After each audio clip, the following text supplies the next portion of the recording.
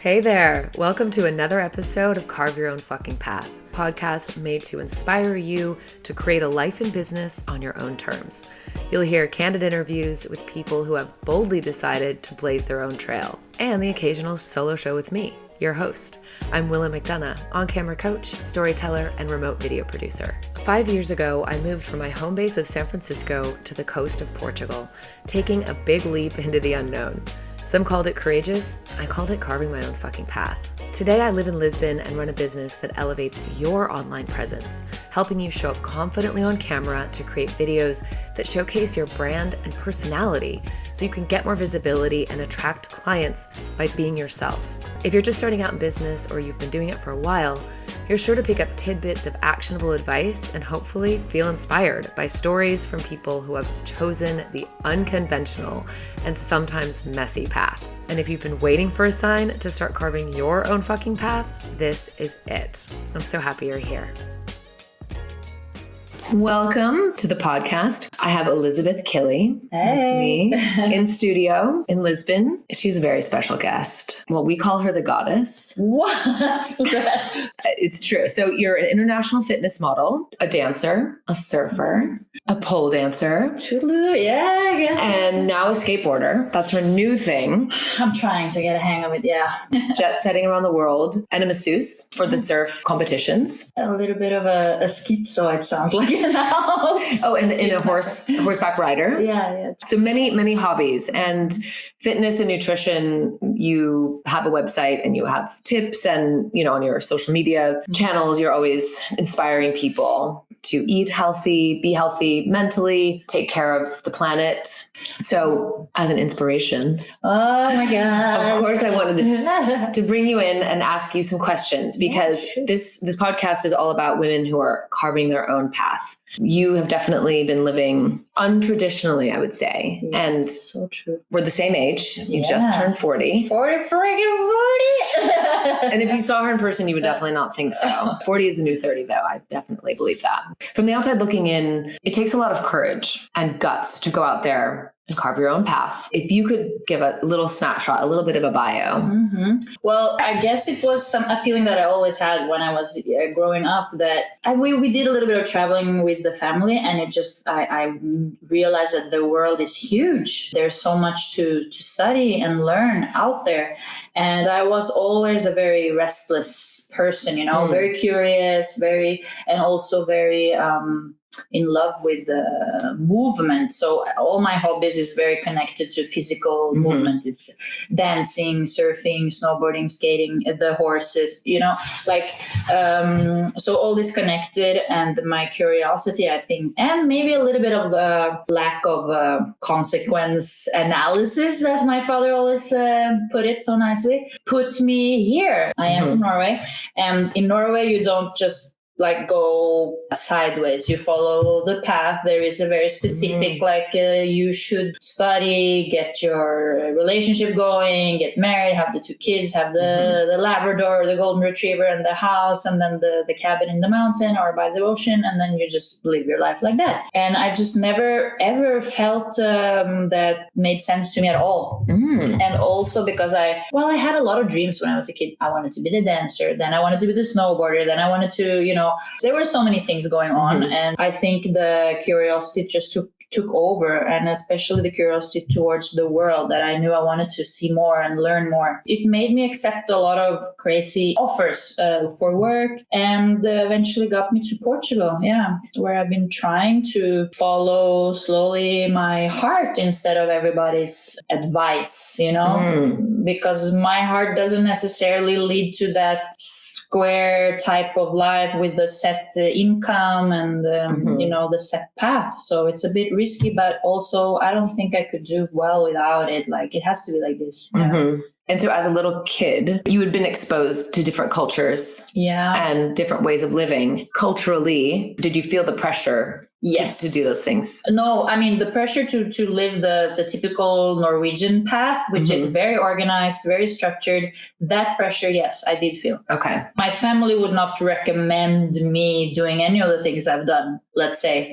They rather see me doing, the strict path, which is great. It's like I have two brothers, and for them, it suited them perfectly to go straight to the university, to get the proper job, to have, the marriage. And they're super as happy as I am, I'm sure, but for me, I did the studies and I was very good girl, trying to get everything sorted. But when I was finished with that and I felt that I had the security in terms of education in case my master plan wouldn't work out and my dad would be right, and I would have to come back to Norway and start all over again, at least I would have the education. So I did take that advice. I didn't go like, it was not an impulsive thing. It was kind of let's say a well-planned going left from the normal path, but I did it with that security of the education, and I'd worked a few years also, and I had some connections. So yeah, it wasn't like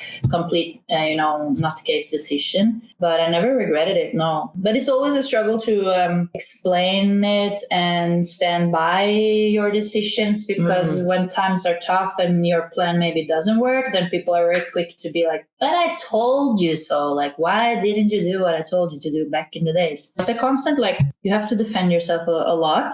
Maybe you feel it too. Yeah, you're here nodding. Yeah. Talk quickly about how you got to Portugal, because you've been here a long time. Yeah, I actually got here. Oh my God. Well, before that I was working in Spain, and then I had to go back to Norway because my mom got very sick. And unfortunately, she died a few years later. And then when she passed away, I was very ready to get out of Norway, as particularly ready then, let's say. I wasn't running away from any feelings or anything that people probably would think. But then I was like, now there's not really anything holding me back in Norway. I want to cut some, connections here and move out to the world. But I didn't have a very specific plan, I have to say. So I did kind of spiral a little bit around. I went to Mexico first. I wanted to learn Spanish better than I was speaking. And there I got into surfing because I was actually very scared of the ocean and thinking, okay, I need to sort that now also. So I got into diving and surfing, and it helped me get over the fear of the ocean. And then Mexico, I met Jose Maria Noriega, which I fell madly in love with, and it was a whole disaster story. But he was a surfer. So here's the master plan. And what got me to Portugal was that I wanted to, oh my God, I got to find a way to like get back to Mexico and show Jose Maria Noriega that I'm now an awesome surfer, and he's going to love me now, and it's all going to be awesome. We're going to have the little babies. Yeah. And so on the way to going back to Mexico, I was like, shoot, how do I learn how to surf? Like, I need to learn how to surf. If not, Jose is not going to be impressed. Oh my God, this sounds so stupid. No, I love it. The real motivations for so many things in life. Gosh, that's the tragedy. Yeah, the freaking crushes everywhere. But anyway, that was it. And then I saw a little ad about a surf camp in Portugal. And I thought, okay, I'll just like set aside 2 weeks in Portugal. I'll learn how to surf, and then I'll go to Mexico and I can just surf into the sunset with Jose. It didn't exactly turn out that way.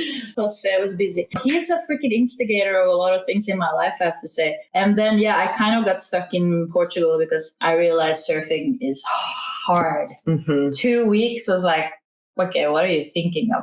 12 years later, I'm still like on that beginner freaking stage. No, she's not, by the way. But kind of, the equipment is a little bit short, but that's about it. I kind of postponed the whole Mexico thing, and I got stuck with Portugal because, I got some work opportunities there. And I said, because this surf thing is going to take a while. So that's how. And I actually literally haven't really changed home base since then. And the modeling. The modeling has always been also completely random. Like, it was actually an agent that caught me running with this huge bag on my back, trying to catch a train. This was in Norway. And this person stopped me. She said she was an agent. I didn't take it seriously. I forgot about it. 1 year later, now I'm 17, I think. The same person stopped me in a supermarket. And so that started in Norway. Then I got to go to Barcelona with modeling. Yeah. Okay. So, but I was kind of struggling already because at that time, you're so young. You're like 16, 17, 18, 19. It's not a good place to be honest. You have to be not take anything personal to feel good in that industry, so to speak. But I wasn't the stereotype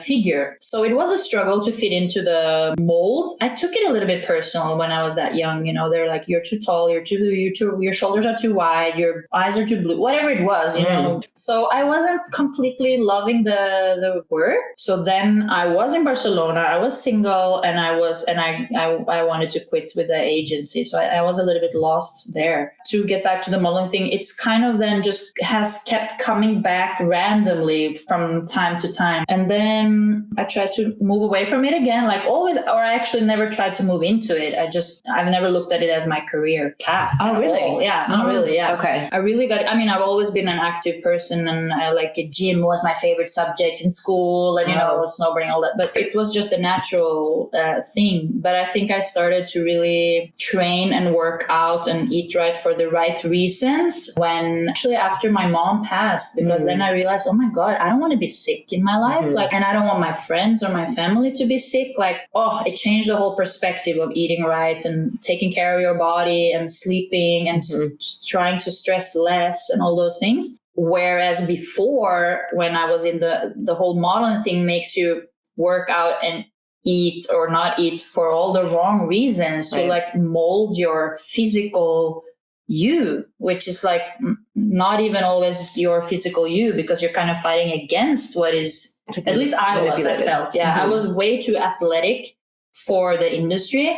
So that was a problem. They asked me to train less, and I was like, but I like to work out, you know? And then that was a problem all of a sudden. So yeah, it was a lot of things that went against my instincts. Luckily, in the terms that it changed my mind about health when I lost somebody near, is that, that I started to see, wow, I want to live so many years. I want to be 125, but I want to be healthy and strong and fit, and I want to surf more, I want to dance, I want to ride my horse, I want to walk in with my dog, I want to play with my nephews, or if I ever have kids one day, all these things. I don't want to go through illness. It's and how can we avoid this? Well, at least we can try by taking care of that one body that we have, and that one brain that we have. It shifted my focus a lot less towards the physical reason for training, which I hope is reflected in my Instagrams. You won't really find very specific tips on how to shape your booty, how to get the whatever frame you're looking for, I try to keep the balance of showing yourself, but without focusing on your physical you. I'm not proud of my body. That's not the reason why I'm not showing my body. The reasons for training and taking care of yourself is supposed to be the focus. We spend so much time crying over things that we don't have. I also have a tons of things that if I could dream, I would change, but I can't. This is the body that I have, and you have yours, and you have your hair, and I have mine, and I wish I had your eyes, but I don't. What am I going to do? Cry over it and be sad the rest of my life? No. Try and flip it around and be at least grateful, I guess. Oh, it sounds such a cliche when you say it, but it is true though. Be grateful for what you do have, and forget a little bit what you don't have, or at least not focus on it, because you're not going to get anywhere. You're just going to be sad about it. I spent too much time doing that too. Being in that industry, being picked apart and looked at just for such the physical side, you are very humble, knowledgeable, and you always want to help others and inspire. Well, I'm interested in the moments of clarity that you've had, and you just talked about one with the fitness and that losing your mom and seeing that was a wake-up call. For anyone that maybe doesn't have clarity, you have so many interests, so many hobbies, so many professions, skill sets. You don't need to choose one, right? That's actually a good point, because supposedly you should focus on one, and we need those labels on ourselves, or we don't need them, but we think we need them, or we feel better with them. Who are you? Are you the model? Are you the yogi? Are you the rider? Are you the surfer? I feel like I don't know. In that terms, I literally don't know who I am. I don't know which label would fit. Damn it, I still wanted to do all those things. who's going to tell me that I can't? Like, I want to do it all, whether it's for work or for hobby or for just helping others to feel good. My main source of living is something completely different, but I still want to have these things in my life. I just realized that, it's now or never to try and do the things that make you happy. Don't you want to spend your life being more happy than sad, literally? How childish, but it's true though. Yeah. If you could choose, like, don't you want to be more happy than sad? And that's a little bit that made me just try it out. And I hate failing, I have to say. Like, it actually takes a lot to say that, just try it. If it doesn't work, what's the big deal? Because it kind of is a big deal to me. I don't like to make a mistake, lose, whatever. But I realized that, it would be even worse if I'm there and I'm 40, which I am now. Or let's say 60 now then. Yeah. It would be worse if I'm there and I'm 60 and you're like, you have that, oh my God, if I only did that or that and that, I would so be in another perfect space right now. It was never this case. Now I can like eliminate so many things off my list because, Elizabeth, you tried this, you did that, you went there. It led you to where you are today. That's my only goal, that I didn't want to be there in my future me and thinking, oh gosh, if I only tried to go down the modeling road, I would so be in the perfect life right now. But now I know, well, you did that and here you are. I think that's my method, like the elimination method. Go through the things you want to do, try them out. If it doesn't work, awesome, because then you know. And if it works, that's awesome too. So it's like a win-win actually, no matter how you look at it. You're an action taker. That's what the difference is. There's a lot of people that talk about what they want, what they think they want, this future regret potentially, which maybe that is part of your motivation. Also, sounds like. Can you talk about courage? You are fiercely independent. Can you talk about where that comes from? Like what? Yeah, I don't know. I never looked at myself as particularly courageous or anything, but I think it's more something that I was taught this at home, that, well, you have to solve your own problems, right? So I always knew that there is a solution somewhere, even when you mess it up, when things doesn't go the right way, which has happened to me a lot.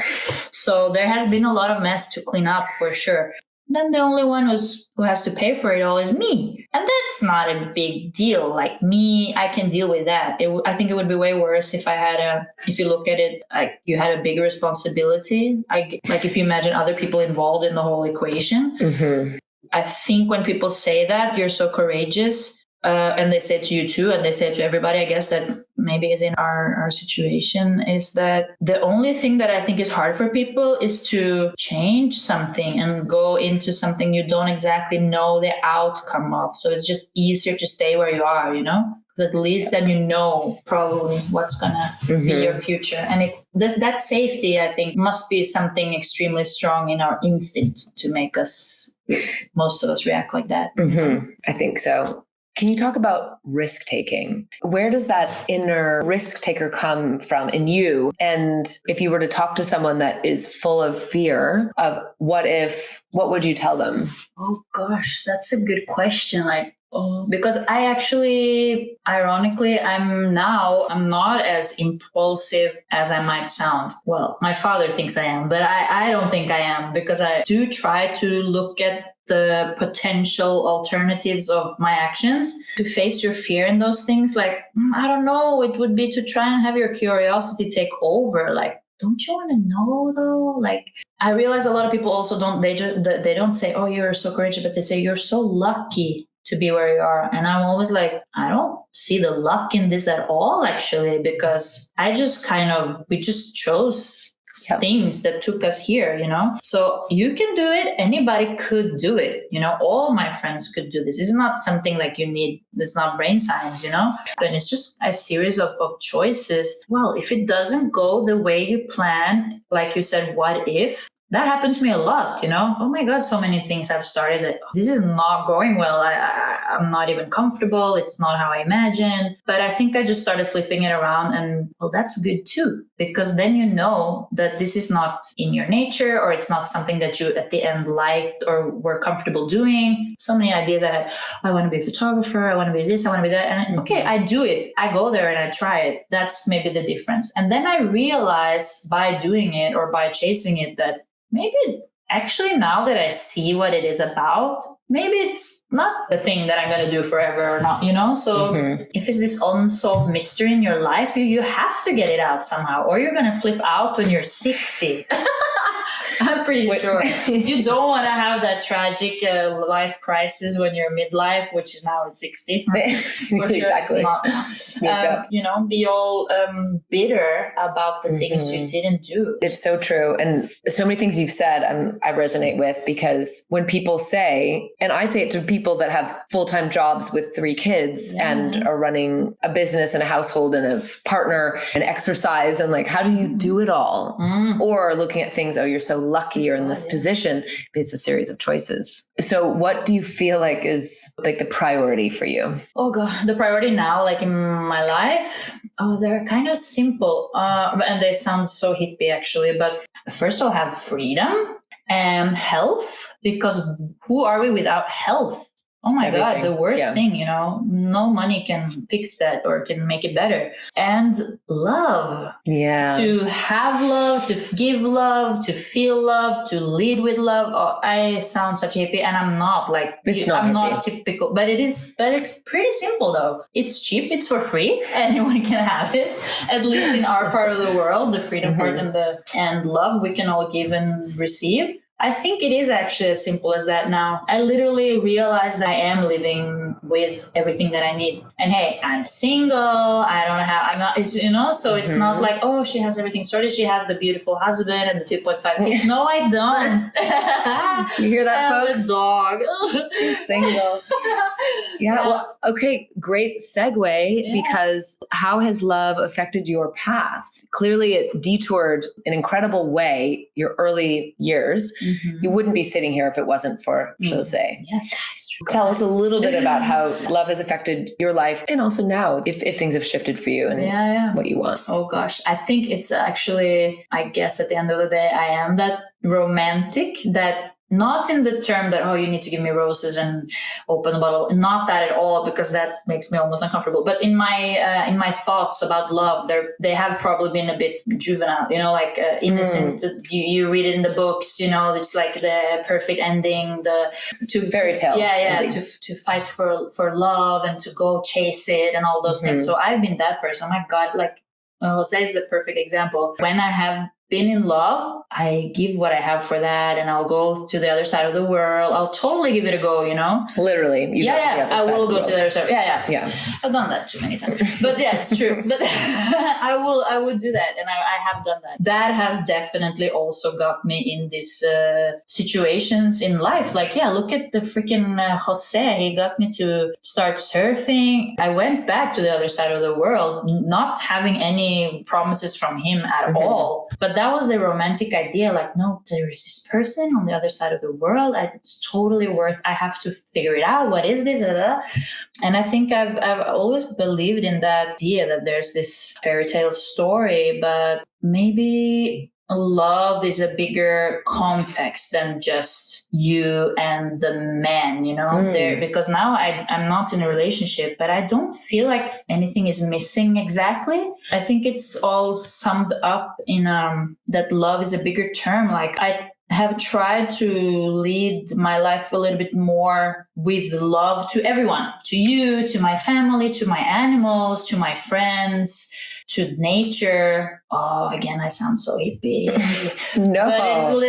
But it is kind of true. And this is great. This is because I bumped into a guy that put, not romantically, it was a random dude in Costa Rica that was such a philosopher, and he just arrested me on all my love concepts, my ideas around love. And he was like, this is like a teenager talking. You have such a romantic idea about love. And I was like, what do you mean I'm not romantic at all? And he's like, you're not hearing yourself. You are, And he just challenged me on all my ideas. And I realized this guy is right. I'm not even close to living with giving love and in the bigger term, I was always expecting a lot in return. But this last year, because I met this guy last year and he put my head a little bit straighter, I've been trying to just give love as best as I can. It's not easy to just give and not expect in return, but in general, try and put your ego a little bit out of the context and see where it takes you, And also I realized that all the relationships, the stories that I have accumulated, they are some good ones. Yeah, for sure. some good ones, some epic ones, but they are all part of my history, and I like it. Like, I learn so much every time. I don't think that I believe that hype anymore, that there must be this one person in your life that you're looking for on the planet, and then you just somehow have to find this person. Right. This I don't feel anymore. Like, I don't believe there are so many humans that give you love, and you can give love back. Of course, I want to wake up with the perfect man, and it's when these things are happening, it's magic, and I love it, and I believe a little bit the hype, that whole excitement. But let's see, maybe there is a person out there where we can coexist a lifetime and of love and whatnot. Maybe not. Either way, I'm all good now, I feel. And that's a recent feeling. That's very recent, yeah. And it sounds like, and knowing a bit of your story in the recent year and a half, that let's just say you don't hold back. And like you just said, in career-wise, you want to learn this, or you have a hobby you want to explore, you do it. If there's someone that you feel there's a connection, you will go for it. And I think you don't know until you try. I mean, I guess that kind of is a bit of your life motto, sounds like. Yeah. The only thing I haven't really figured out though is like, the dynamics between men and women, or women and women, men and men, whatever it is, but the love connection thing, there must be a whole nother element of the chase or the not knowing, or you can't just go for it, because that kind of, you're like, in Norway we say you shoot yourself in the foot, because then all of a sudden you're too available, and that doesn't attract, it's like a whole nother game that I don't understand. Like, I don't know. Yeah. So I don't know if that's a good advice. It hasn't resulted in terms of that traditional idea that I'm married and have 2 kids now. No, but I'm learning. It's this whole game that I unfortunately, it's part of the human race. I think if you go for it, maybe that scares people. The same as when people go for it and I'm the one, then I get scared also. So it's almost like, what is it about that half rejection that we move towards? My goodness. I heard it somewhere. It's like there's something in that, the chase and that dynamic that feels really natural, and end up looking at it a little bit as a game. Oh no, I was too available, or no, I can't call him for another 3 days, or what is all this? Oh my God, I know. But it's changed. I think it's changed. We didn't grow up with technology, the apps and everything. I feel like I fell into a relationship. There was never a conversation. One day to the next you were together, but now but I don't know if it's getting older as well. It's different. Things are more serious in a way. If you date someone at this age, it potentially is like, is this your life partner? Yeah. Rather than a little, early 20s, you're like, oh, got time. Yeah. Oh God, that's so true though. That could freak me out a little, that I feel like now when you have to take a stand on the whole relationship status thing, it freaks me out maybe more, because exactly like you said, you're really like, oh my God, am I making a decision for my life now? Yeah, it feels way bigger. Okay, so I'm going to ask one of my favorite questions. It's not that juicy, but bring it. So what scares the shit out of you and excites you at the same time? Oh, well, surf does that. Love does that. My future plans also does that. Or the lack of future plans does that. Traveling does that. Oh wow, there's a bunch of things actually. What do you answer when you get that question? Oh my goodness. Well, I think a lot of things you just said, honestly, because I find that when it's that balance of the two, I feel more alive. Being too comfortable is a bit too comfortable. And I, like you, consistently, subconsciously, maybe get out of my comfort zone. And traveling is 100% like did that and does that for me. And also not knowing a plan, like not having a path necessarily. I can kind of see, but it takes a lot of twists and turns that I did not expect. Oh, so true. But I love, there's something that's comforting in that. If I haven't mapped out, and I've had it in the past where I thought, this is it, this is the relationship, the job, I've got the house. It felt a bit like, what is this everything? Is this it? But I'm addicted to change as well. Again, the not knowing, I do like, because it feels like there's this whole future that's unknown. I mean, we don't know what's going to happen in the next minute, but I find that doing those things that are exciting, but also scary. It's like public speaking for me scares the shit out of me. Doesn't excite me. It actually, I'm afraid, but I'm trying to do more things like that. Wow. Yeah. Because it's so gratifying after though. Yeah, that is true. It's very euphoric after when you face those challenges or fears. So I think, and those things you kind of have to go for. Yeah. It's like, it threw me off a little bit when you said like fear, because that whole concept, this is also something that my family says, oh, you have a big problem because you don't have any fear. But I guess that is a little bit true, that I don't feel a lot of fear like in my body, like physical, you know, I feel it when I surf, and I feel it in these things, like literally you're doing something that could be a bit dangerous. Yes. I feel it. And I can get nervous also if I have to do public speeches. I think that's a great example. Maybe in other aspects, I'm not like that typical fearful, I guess, because I think I also spend a lot of time thinking, actually surf is a great tool to help you deal with fear, because you realize it gets you nowhere. Actually, I was really scared of the ocean. That was a fear, a scare. Like I felt it, you know, I was not comfortable. I did not like to be in the ocean, but I wanted to surf, and I wanted to also get over that. And literally surf shows you that fear, panic state gets you nowhere. Like that is the worst thing. You drown. Yeah, you drown. Yeah, exactly. Maybe I was more worried before, like anxious, worried. Oh my God, am I going to make a mistake? Making a mistake would make me very anxious, because I don't like that feeling at all. But, so you're just really good at a lot of things. No, I'm not even. You are. That's actually even worse. I'm not even, but I just like do it anyway. I think you have to separate if you're doing it for your pleasure or if you're doing it to show people that you're good at something, which is gratifying and satisfying in a way too. I'm not really awesome at anything that I think that I'm doing at the moment. I'm, I'm doing my best, but I've never really reached awesome level. I think this is what's also driving you, is a bit of perfectionism. You're the worst critic, and because from the outside looking in, which is me right now, you're awesome at a lot of things. Wow, but it's your level of what does awesome mean. If you're comparing it to an Olympic surfer, whatever. They're actually, that's happening now. So that could be good. I mean, there's always going to be someone better. Not always in some things, but I think it's what drives you forward.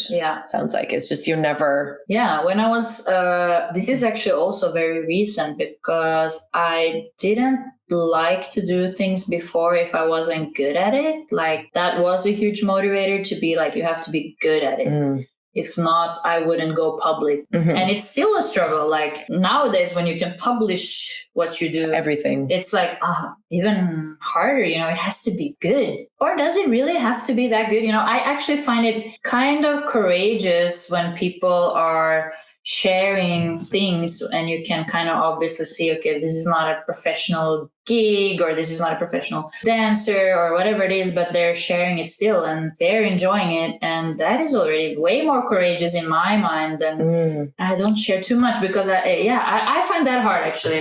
The critic. That's interesting. Critics, that could make me nervous. Oh my goodness. Maybe we are our own biggest critics, of course. Definitely. Like fuck it, the perfectionism and all that, and just like roll with the things you love to do. I'm trying to do more of that without caring about if it's perfect or not. But so I do look at people, like you just said, who are putting themselves out there, and that is to me the ultimate courage. Because not caring what people think, or at least on the other side is they're confident. And I think in your case specifically, you have confidence in a lot of areas. Part of it is confidence is because through doing. I think it's kind of interesting because confidence and your self-image, I guess, they're not necessarily that connected. Like I feel like confidence is a lot more like you just said now, I can do this or I can't really do it. Necessarily connect my self worth with whether I can or cannot do something. But when I was younger, probably I did more of that, like if you can't do something, you should be worth less also. Kind of your self-worth goes down. And if you can do something, your self-worth goes up. You're like literally worth more as a person. How stupid is this? But I'm trying to analyze myself also from the outside now. But where do you think that came from though? That level of value, putting your self-worth in something, were you told that? Maybe it's a little bit ourselves, or maybe it's our the cultures we live in. Maybe it's a little bit from family. Like, of course, it's very easy maybe also to judge people and put value on people based on what they are or not good at. None of these things should be connected directly to your self-image and your self-worth, I think. So if you can kind of disconnect those two, maybe it will be easier then to get the courage to do things even though they're not perfect, because at the end of the day, it shouldn't affect your worth as a human. Like, even though we are massively judging each other now over so many platforms, that it's another level of difficulty now, but it's a lot of noise out there and there's a lot of imperfections. So yeah. That's a new trend, is showing our imperfections. It's always incredibly attractive people. Like, I want people to be able to find you and find your website, because it has a lot of valuable articles and fitness and health. And again, I think you have a really great way of telling stories and also making things really relatable. Oh, that's so nice. For people. Yeah. Oh, I like it. It's the truth. Very low key. Like, if you could tell people how to find you on Instagram and on your website. Yeah, it's actually my name. It's Elizabeth Killi. So my name, Elizabeth, is spelled like the American way, I guess, with a Z. And Killi is my last name, Killi.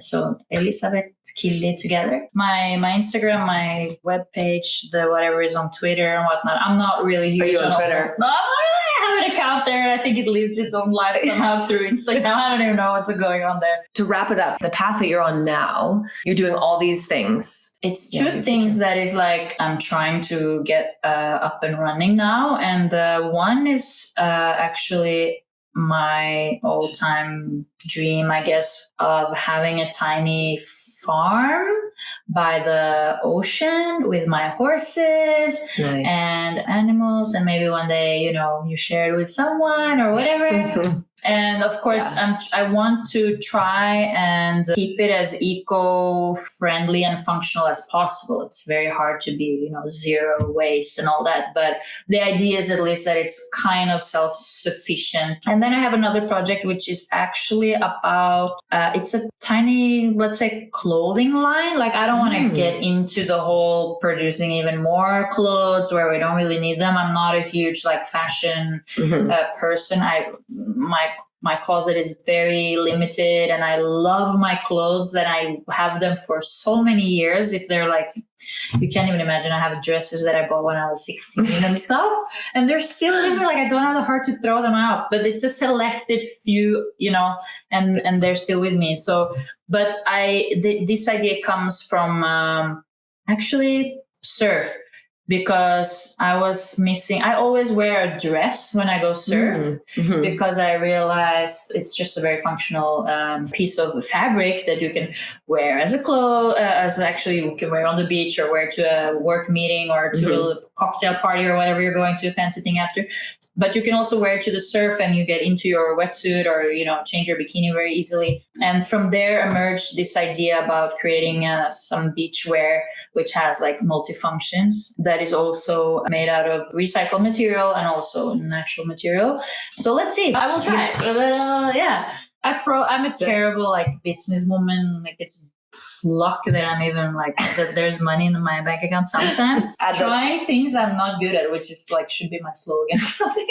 It should be your slogan too. It should be everybody's slogan. Multi-passionate. Yeah. I love that term. I heard that recently. I was I'm multi-passionate because again, choosing one, I don't want to. Yeah. And I think what is better than having one passion is having more. I mean, at least passion is one of the most important things to have. If you don't have that, now that's sad. that True. will be said. Yeah. So you should like nurture them all, or if it's one or if it's five. I love people with passion for whatever it is. That fire in people, yeah, that's so inspiring. So if I can support people to go and support their passions, then passion makes the world go round. Yay! That's a great ending. Yeah. Passion makes the world go round in multiple ways. Yes, yeah.